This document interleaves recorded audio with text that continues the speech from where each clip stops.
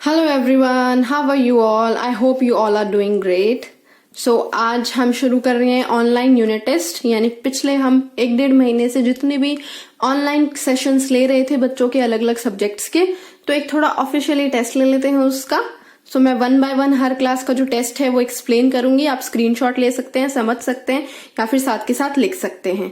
ये टेस्ट बच्चे अपनी फेयर कॉपी में करेंगे, सब्जेक्ट की फेयर कॉपी, यानी हिंदी के टेस्ट हिंदी की कॉपीज में, इंग्लिश का टेस्ट इंग्लिश की कॉपीज में, so on. So let's get started. So as you can see हमारे सामने फर्स्ट टेस्ट है जो कि नर्सरी क्लास का है, हिंदी का।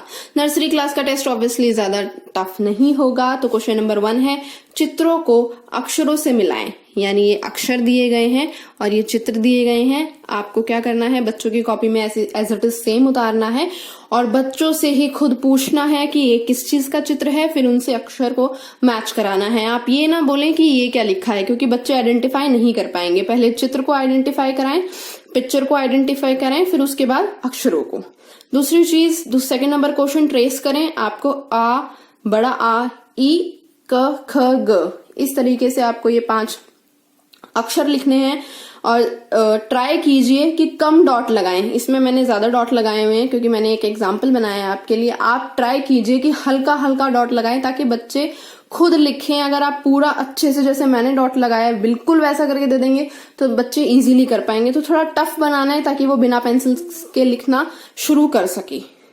तीसरा और लास्ट हमारा क्वेश्चन है, खाली स्थान में चित्र बनाओ। ये आपको लग सकता है कि थोड़ा टफ है बच्चों के लिए, क्योंकि बच्चे लिख नहीं पाते तो और ड्रॉ कैसे कर सकते हैं। लेकिन ये है कि बच्चे लिखने में काफी मिस्टेक करते हैं लेकिन ड्राइंग जल्दी सीख जाते हैं। तो इसमें थोड़ा आप बच्चों से पहले रफ में थोड़ी प्रैक्टिस करा लीजिएगा, फिर इसमें बनवा लीजिएगा। अ से यहाँ पे बच्चे अनार ड्रॉ करेंगे, ग से गमला, ई से इमली, जो भी बच्चे बोले उसके अकॉर्डिंगली उन्हें ड्रॉ कराइए। और इस तरीके से आप बोले अ से यहाँ पे क्या ड्रॉ हो सकता है, आम ड्रॉ होगा या अनार ड्रॉ होगा। तो इस तरीके से आप थोड़ा कंफ्यूज भी कर सकते हैं ताकि वो सही आंसर दे पाए। So this is it for nursery class. आप स्क्रीनशॉट ले लीजिए। ऐसा सेम आपको बच्चों की कॉपी में कराना है। क्वेश्चन नंबर 1, 2, 3 यूनिट टेस्ट में बस मिनिमम 3 क्वेश्चंस होते हैं जो छोटी क्लासेस होती हैं उनके लिए, और वैसे भी अभी स्टार्टिंग है तो ये नर्सरी का था।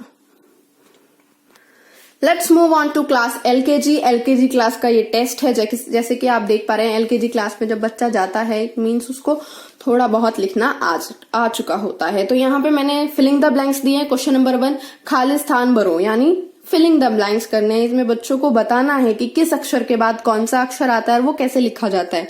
यहाँ आ लिखा है तो यहाँ बड़ा आ आएगा, ई बड़ी ई, ऊ बड़ा ऊ। इस तरीके से बच्चे खुद लिखेंगे और आप उनसे थोड़ा हेल्प कर सकते हैं, पूछ सकते हैं। ज्यादा ना बताएं, सिर्फ थोड़ी सी हेल्प करते हैं। ये 1 और ये 2 पार्ट्स है क्वेश्चन नंबर 1 के। तो आप सिर्फ एज इट इज बच्चों की कॉपीज में नोट करें और उन्हें करने के लिए बोलें। क्वेश्चन नंबर 2, जैसे आप देख पा रहे हैं, चित्र देखकर अक्षरों से मिलान करें। आपको पहले चित्र बच्चों से पूछने हैं कि ये किस चीज का चित्र है, ये किस चीज का है, ये किस चीज का है, ये किस चीज का है और ये किस चीज का है। इस तरीके से आप मिलान करा सकते हैं। मैं आपको चित्र बता देती हूँ, मेरी ड्राइंग बहुत बेकार है, हो सकता है आपको खुद कंफ्यूजन हो जाए। सो हमारा पहला चित्र है टमाटर, दूसरा नल, तीसरा झंडा, चौथा गमला और 5वां छाता। तो इस तरीके से अगर आपको पता होगा तो आप इजीली बच्चों को थोड़ा समझा पाएंगे। और लास्ट और थर्ड क्वेश्चन है हमारा, अनार, आम, गमला और छात्र का चित्र बनाओ। यानी इसमें क्या बच्चे करेंगे, ड्रॉ करेंगे, क्योंकि बच्चों को एक शेप का रिटेंशन होगा इसमें कि अनार की क्या शेप होती है, सर्कल। इस तरीके से छाते की क्या शेप होती है, सेमी सर्कल, यानी हाफ सर्कल बनेगा उसमें। आम की क्या शेप होती है, यानी एस बना के, और इस तरीके से।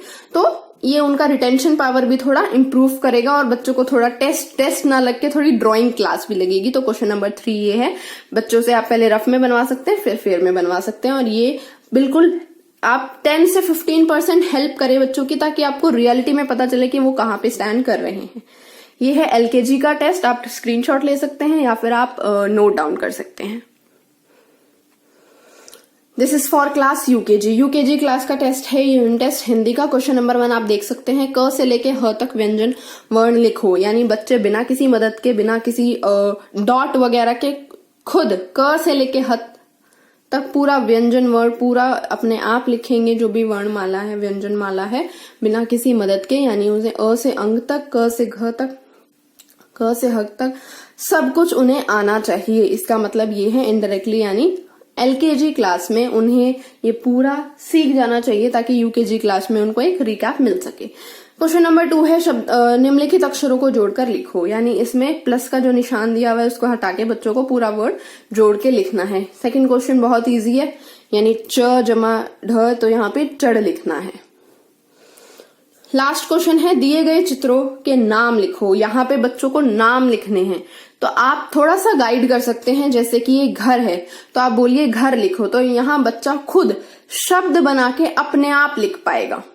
घर, नल, नयन और शरबत, तो ये 4 वर्ड्स हैं, 4 पिक्चर्स हैं जिनके आपको यहाँ पे बच्चों को आपको बोलना है कि बच्चे उनके वर्ड्स लिखेंगे कि क्या पिक्चर का नाम है। यूकेजी क्लास का है, आप स्क्रीनशॉट ले सकते हैं या फिर बच्चों को आप एज इट इज लिख के दे सकते हैं।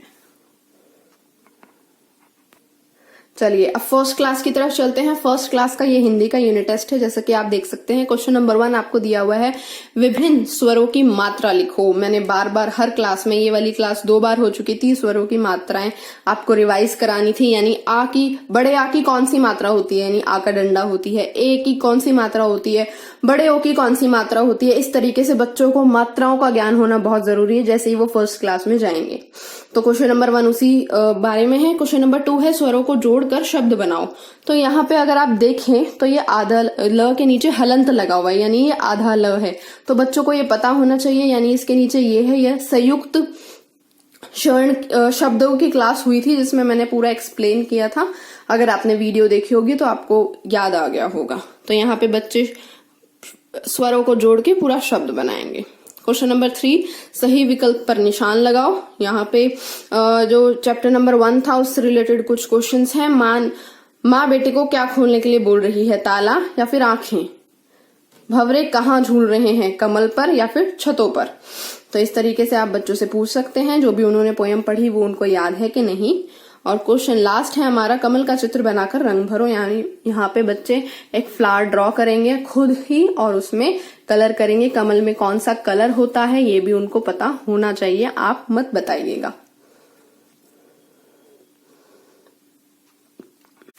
चलिए आप वीडियो को बीच में पॉज करके आराम से लिख सकते हैं। ये ना सोचें कि मैम जल्दी जल्दी क्वेश्चंस बता रही हैं तो हम इतने में नहीं लिख पाए।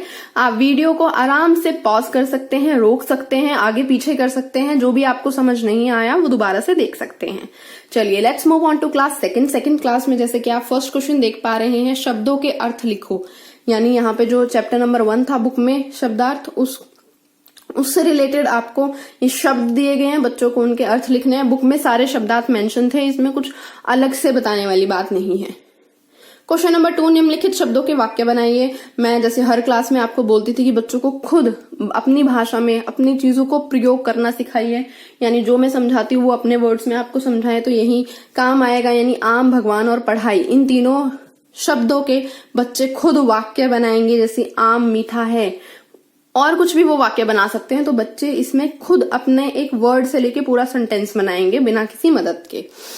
थर्ड क्वेश्चन आप देख पा रहे हैं सही मात्रा लगाओ। यानी यहाँ पे मैंने जो वर्ड लिखे हुए, जो शब्द लिखे हुए उसमें कुछ मिसप्लेस है मात्राएं। फॉर एग्जाम्पल मैं आपको बता दूं, सब तो यहाँ पे सेब आएगा, पलक यहाँ पे पालक आएगा। तो इस तरीके से आप क्या कर सकते हैं, बच्चों को बोल सकते हैं कि इसमें कौन सी मात्रा आएगी और कहाँ आएगी। मान लीजिए आप उसमें बता दीजिए ठीक है यहाँ पे आ की मात्रा आएगी, बड़े आ की मात्रा, तो यहाँ पे प के बाद आएगी, ल के बाद आएगी कि का के बाद आएगी। तो बच्चा जोड़ जोड़ के पढ़ के अपना खुद ध्यान लगा के बताएगा कि प के बाद आएगी कि ल के बाद आएगी।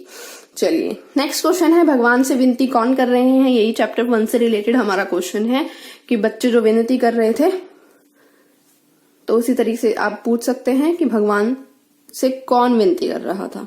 नेक्स्ट क्वेश्चन है भगवान जग के क्या हैं। तो वही पोएम से रिलेटेड क्वेश्चन है ये भी। अगर बच्चों ने पोएम अच्छे से पढ़ी होगी तो वो बता पाएंगे कि भगवान जग के क्या हैं। तो ये सेकंड क्लास का यूनिट टेस्ट था। आप स्क्रीनशॉट ले लीजिए, आराम से बैठ के लिख लीजिएगा, या फिर आप वीडियो को पॉज करके भी लिख सकते हैं। Let's move on to class third. So ये थर्ड क्लास का यूटी है। जैसे कि आप देख पा रहे हैं क्वेश्चन नंबर 1 निम्नलिखित शब्दों के अर्थ लिखो। यहाँ पे जो चैप्टर नंबर 1 था थर्ड क्लास का, उसमें जो शब्दार्थ दिए हुए थे वही मैंने सेम यहाँ पे दिए हैं, जो बच्चों को अगर याद हुए तो वो जरूर लिख पाएंगे।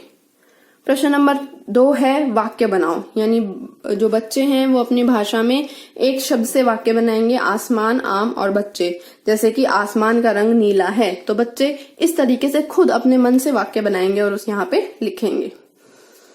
तीसरा क्वेश्चन है सही गलत, यानी बच्चों को टिक लगाना है सही कौन सा है और गलत कौन सा है। फॉर एग्जाम्पल, हिमालय हमें डरना सिखा रहा है। क्या हिमालय जो हमारी पोयम है उसमें हमें वो डरना सिखा रहा है? अगर बच्चे बोलते हैं हाँ तो यहाँ हाँ, नहीं बोलते तो क्रॉस। हमें कठिनाइयों का सामना करना चाहिए, यानी हमें जो प्रॉब्लम्स हैं उनका सामना करना चाहिए, ये बात सही है या फिर नहीं, तो आप टिक या रॉन्ग बच्चों से लगवा सकते हैं। नेक्स्ट क्वेश्चन है हमें किससे नहीं डरना।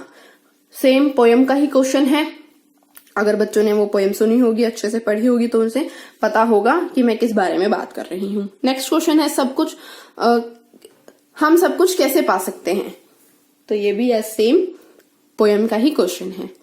लास्ट क्वेश्चन है शुद्ध करके लिखो, यानी ये गलत स्पेलिंग दी गई है, इन दोनों में मैंने कुछ मात्राओं की गलती की है, तो आपको वही बच्चों से पूछना है कि इसमें क्या गलत है और इसमें क्या गलत है। दोनों ही मात्राएं गलत हैं, तो आप बच्चों से पूछ सकते हैं कि सही मात्राएं लगा के वो वर्ड पूरा क्या बनेगा।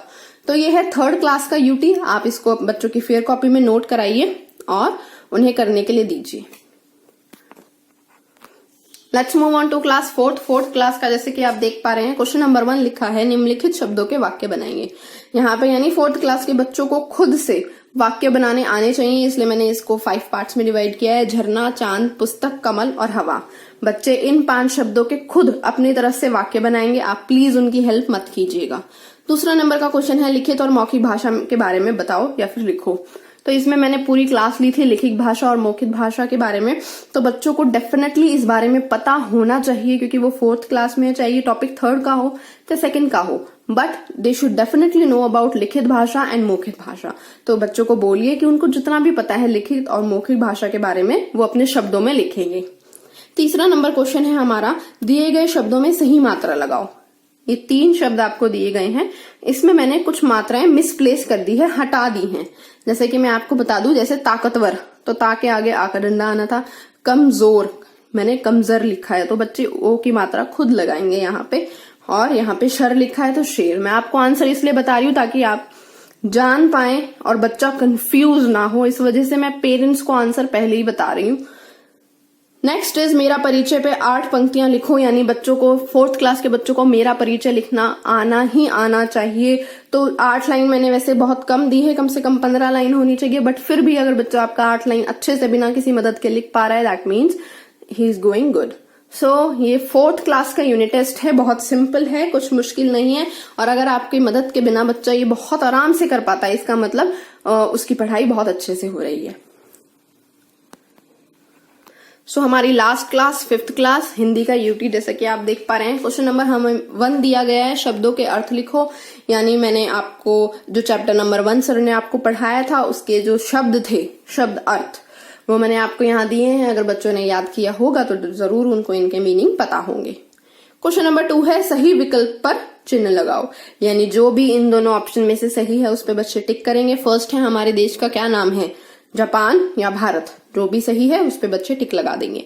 अजान कहाँ होती है, मस्जिद में या फिर चर्च में, जो भी इसमें से सही है वो बच्चे उस पे टिक लगा देंगे। नेक्स्ट क्वेश्चन है, फर्स्ट चैप्टर में से ही ये सारे क्वेश्चन नीचे दिए गए हैं।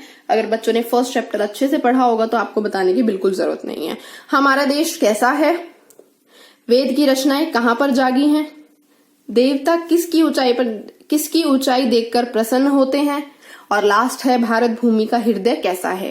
तो ये चारों क्वेश्चन 1 वर्ड क्वेश्चन है और साथ ही साथ चैप्टर नंबर 1 से है, जो कि सर ने समझाया था और वो बहुत अच्छी तरीके से समझाया था। तो अगर बच्चों को चैप्टर नंबर 1 अच्छे से आता होगा तो ये बहुत अच्छे से टेस्ट कर पाएंगे बच्चे।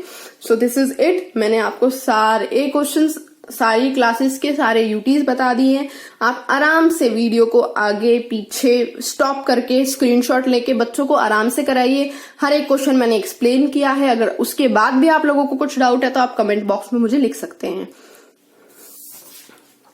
सो thank you everyone, all the best for your unit test. I hope आप बहुत अच्छे से करेंगे and bye bye, take care.